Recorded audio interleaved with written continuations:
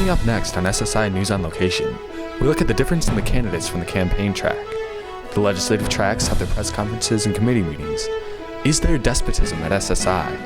A heart-wrenching story of loss, and the sports challenge. George Bingham spent years focused on protecting the rights of the disabled. Bingham graduated from the University of Michigan Law School and has practiced in several prestigious law firms since 1985. George Bingham is currently the Michigan Senate Majority Leader.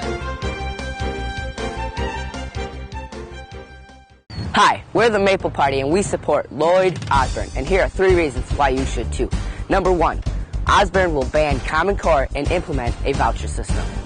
Number 2, Lloyd Osborne will work to nullify socialized healthcare in Michigan. Number 3, Lloyd Osborne is a supporter of Second Amendment rights. Vote. Vote. Vote for Osborne. I am Lloyd Osborne, and I approve this message. Edward McClellan is a man of the people. He's the man who has led troops in the heat of battle. He is the man who has built his own successful company from scratch. He is the man who has served his country for years and is now ready to serve the people of Michigan as governor. Edward McClellan is pro-Second Amendment, pro-low taxes, pro-life, and pro-states' rights. We are not Edward McClellan, but we approve this message.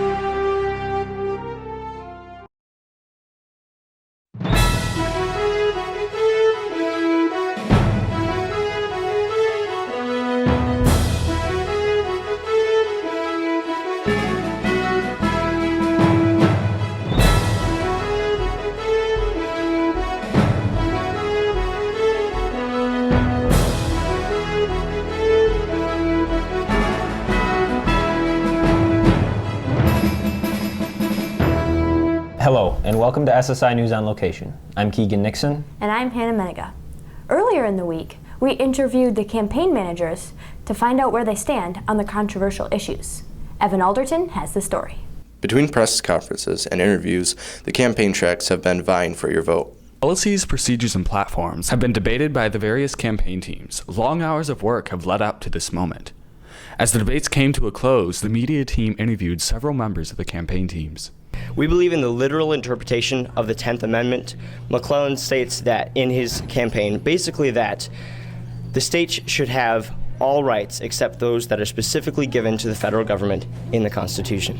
That's our stance. If the federal government has something that is unconstitutional, then we believe that the state doesn't have to abide by it. We believe that the state has a right to opt out of any law that they believe infringes on those rights. For education, we believe in breaking Michigan away from the dangerous Common Core system and going back to federal regulations, or to state regulations as we have in the past. Our candidate believes that we should ban Common Core and go with the voucher system, and we believe in equality for education K through 12. Our candidate believes that they should be able to choose where they want to be educated, or their parents choose where they want their children to be educated and how, because every person is different, they all learn differently. And so there should be more choices. Everyone has the best education possible. For drones, we believe that drones are going to enable the police force to more efficiently and more cheaply get convictions on people. However, we believe that they should be highly regulated. So we have very specific policies as to how we are going to be regulating these drones. And so it's not going to be an infringement on people. They're going to have to get also a search warrant in order to use them. So yes, we are going to allow drones, but no, they're going to be very restricted. Lloyd Osborne would like to ban all drones in Michigan. Why is that? Because it is a violation of your privacy. He thinks they should be allowed, but they should be under federal regulations as well as state regulations. Like the drones are in the air over certain states, they should be under that state's regulations as well as the federal regulations. Now that you know who your candidates are, it is time for you to decide and cast your vote at dinner tonight. I'm Evan Alderton, back to you. Yesterday, representatives and senators gathered in downtown Lansing for their committee meetings and press conferences. Press conferences and committee meetings were held both on and off campus. competition is getting fierce between the red and blue caucuses in the House and Senate. Students gather information from lobbyists in preparation for Friday speeches.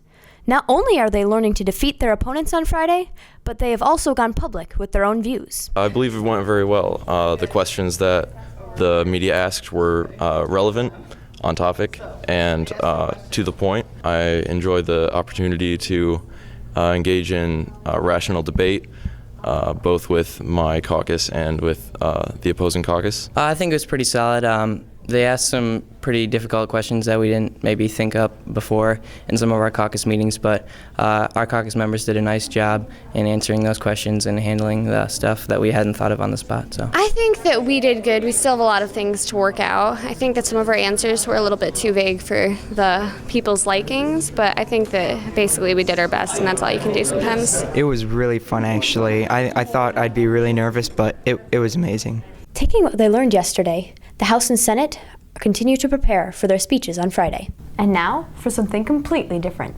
The sports challenge was a great success. Let's hear about how that went. We've been bringing in the students as part of the sports challenge to count the trees.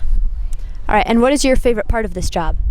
Watching the students try to count the trees. And what do you think of the cookie event? I think it's just designated for people with really strong eyebrows because mine are kind of sore now. I got it on my first try, so I'm happy with that. But I got chocolate all over my face. I was the last one on our team, and the cookie was really melting on my face. What did you have to do in this race?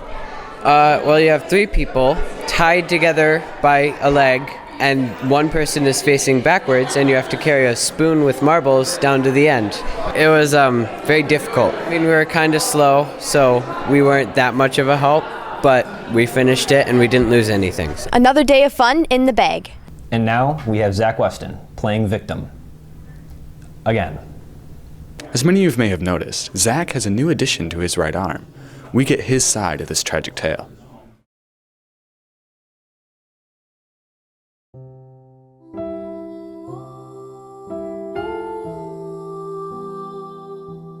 The first thing I thought when I hit the ground and saw what happened to my pinky was, ouch.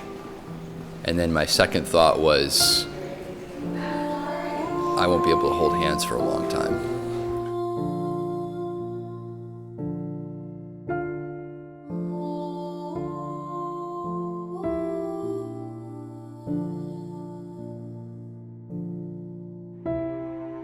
It's a mixture of sadness and pain and loss mixed with anger and frustration.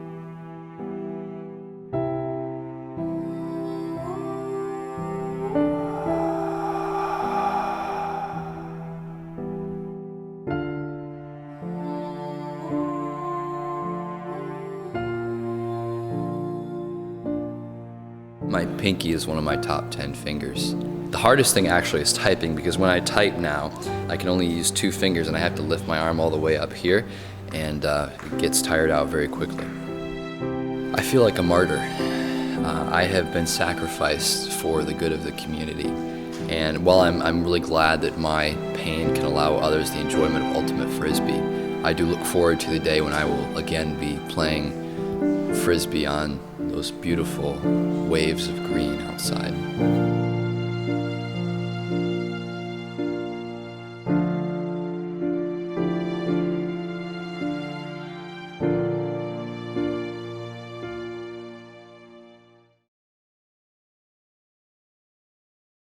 Zach Weston will be accepting sympathy in the form of bacon and hugs. This is Caleb Yeager reporting for SSI News on Location. Back to you.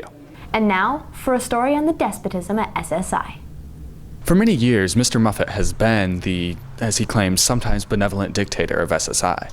But what are the people's thoughts about this? The media team set out to find this out. So I'm a sometimes benevolent dictator, and I try to pick and choose my spots. People have asked me, how long are you going to do this? And there's this sort of picture I have in my mind of sort of sitting in the corner in a chair, and then just sort of giving orders while everybody else does everything. I was born for this. I think he's a fine leader. He does a great job at encouraging the students and leading and being a very inspirational man as far as SSI goes. I feel like he's stomping on our fun with the clicky chairs, but other than that, he does a pretty good job at despotizing us. Mr. Muffett's tyrannical dictatorship that he holds right now is one of the few things that really keeps the students in check.